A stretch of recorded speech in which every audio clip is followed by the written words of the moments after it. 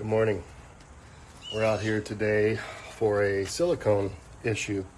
So this customer had another one of the oldest companies in Houston come down and try to apply some silicone.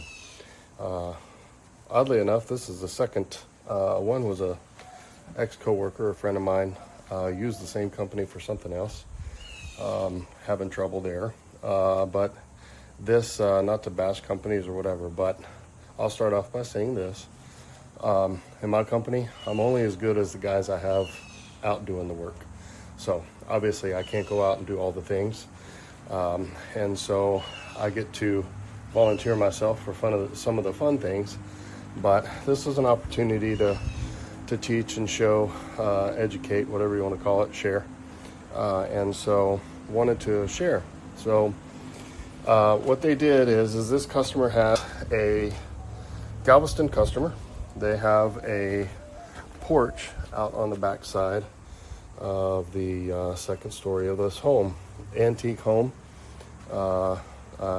historical home, I should say. And so all kinds of nuances and things that to take in consideration. But below this deck here is where they silicone treated. Nice clean line. I will say they did their best effort. Missed a few, like under this threshold here. Rain can get pushed back up underneath there, and no telling, where it can go and what it can find underneath. But what's underneath here is still the old wood shake shingles. Then there's a flat roofing material underneath there as well. And they tried to silicone over this deck. So didn't do a horrible job by any means, but they did use a product that is not ideal. So going to Home Depot and getting your silicone or elastometric coating, nothing wrong with trying to do a Band-Aid, but as you can see, all these little splits in here, that's going to allow water to still get underneath there. And so the idea behind this project was to just try to shed the water, get it to go out, and she's got gutters down here, get it to go out to the gutters and run off, which is fine. Nothing wrong with that. Much less expensive way of having to come in here, rip up all this decking, redo the underneath, and then put the decking back down. So very expensive project to do it that way. So as long as you're okay with this application, it's a much less expensive way to do it and can be very effective. But when you buy the Henrys or other stuff out of the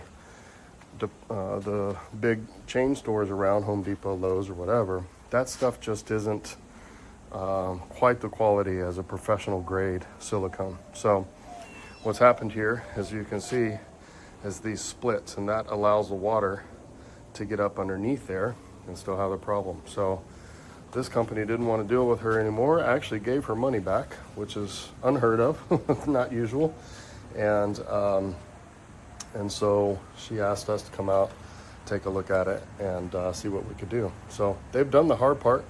We're just going to caulk up a few things like the threshold I showed you, address the cracks, and then roll it with some high quality silicone and get the problem to go away. So I'll show you the end result here in a few minutes. So here's the final product. No gaps. Put it on at almost 3/16 of an inch thick. So if you think about silicone, a lot of people have silicone utensils for kitchen utensils or whatever. So that thick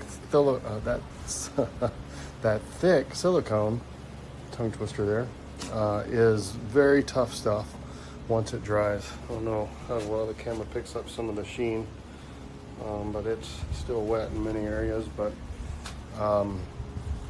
all sealed up and with quality stuff. We're going to come back in about a week just to make sure there's no little bitty gaps anywhere or anything. But give us a call if you need some help. We run into a lot of these here in Galveston, to where these porches are over living spaces underneath. We just did another one a couple blocks over on 21st this past week, to where nobody could figure out what was going on. But the boards that he had on his walkout area, porch area, were screwed into. Somebody came in and put a decking on and screwed into the roof underneath it. Basically, it's a roof covering, and then they made a deck out of it. So when they put those boards on top of it, they screwed through it. Every time it rained, his beautiful new renovated home, and new to him even, was getting a leak in the kitchen. So I don't know who these guys are that can't figure simple stuff like that out, but not to say that we're the best in the world, but we certainly try. But we've got a lot of experience down here with these historical homes here in Galveston. So thanks for watching. Let me know how we can help. 281-706-4013. Bye-bye.